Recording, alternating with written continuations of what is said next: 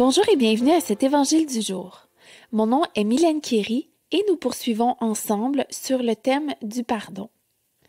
Aujourd'hui, nous lisons dans 2 Chroniques, chapitre 7, verset 14.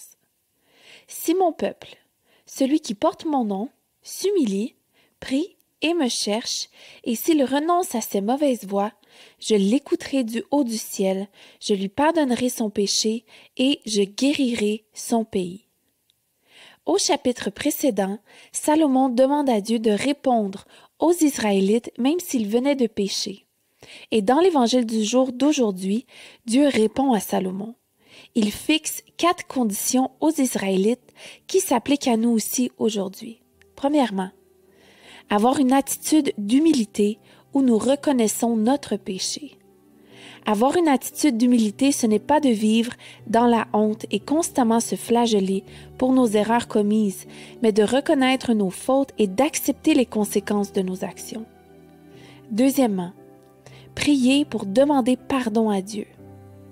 Dieu connaît tout avant même que ça ne se produise, mais il attend que nous allions vers lui en toutes circonstances.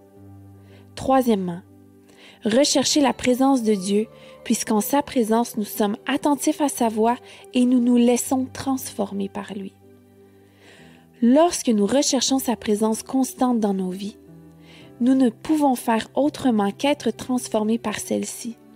En sa présence, nos yeux se tournent vers lui, donc nous voyons clair dans ce que nous devons changer et améliorer dans nos vies.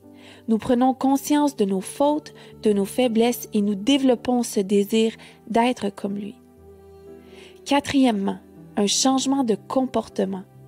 Lorsque nous vivons une vraie repentance, elle ne s'exprime pas seulement en paroles.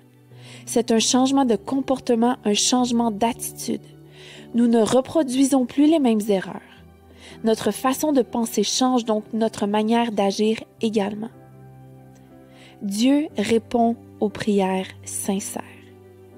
Et je veux t'encourager en terminant que peu importe ce que tu as pu faire, le pardon de Dieu est pour toi aussi.